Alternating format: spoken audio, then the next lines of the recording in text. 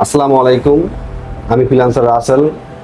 আজকের টপিকটা নিয়ে আসলাম ওয়েবসাইট ডিজাইন কি, এটা নিয়ে কিছু বিস্তারিত আপনাদের কাছে তুলে ধরব। ওয়েব ডিজাইন বলতে মূলত বোঝানো হয় ওয়েবসাইট ডিজাইন।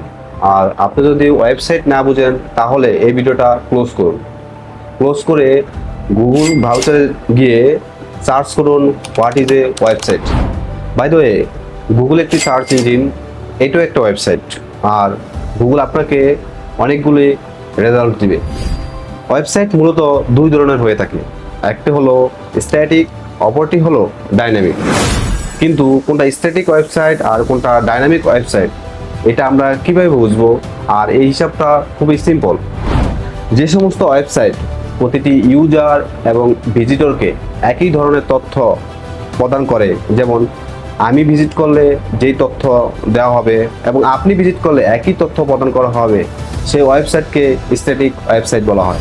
অপরদিকে যে সকল ওয়েবসাইট ইউজারের উপর ভিত্তি করে ভিন্ন ভিন্ন তথ্য দেওয়া হয় তাকে ডাইনামিক ওয়েবসাইট বলা হয়, যেমন ফেসবুক, টিকটক, ইউটিউব, ইনস্টাগ্রাম আরও ইত্যাদিতে অনেক প্ল্যাটফর্ম রয়েছে।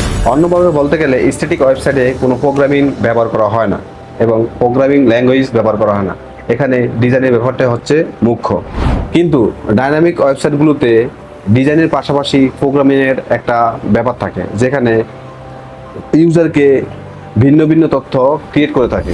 সবই তো বুঝলাম, ওয়েবসাইট ডিজাইন কি এবং ওয়েব ডেভেলপমেন্ট বলতে কি বোঝায়। আমরা যদি সহজ ভাষা বলতে চাই তাহলে স্ট্যাটিক ওয়েবসাইটকেই ওয়েবসাইট ডিজাইন বলা হয়। অর্থাৎ একটা ওয়েবসাইট দেখতে কেমন হবে, কোথায় কি থাকবে, কোথায় রং থাকবে, কোথায় কোন ট্যাক্স ব্যবহার করা হবে, কোথায় কোন কালার দিলে একটা ওয়েবসাইট সুন্দর লাগবে, বা কোন জায়গায় পিকচার দিতে হবে, এগুলোকে ক্রিয়েট করাকেই ওয়েবসাইট বলা হয়। আর এগুলাকে যারা কাস্টমাইজ করে তাদেরকে ওয়েবসাইট ডিজাইনার বলা হয়। বর্তমানে ওয়েবসাইট ডিজাইন নিয়ে বিশ্বে খুব জনপ্রিয়। এটা নিয়ে আমরা কিভাবে কাজ করব আগামী ভিডিওতে আপনাকে দেখানো হবে। এ নিয়ে আজকের ভিডিও এখানেই শেষ করলাম। আমার ভিডিওটা যদি ভালো লাগে লাইক, কমেন্ট, শেয়ার করে আমার চ্যানেলটি সাবস্ক্রাইব করে পাশে থাকবেন। আল্লাহ হাফেজ।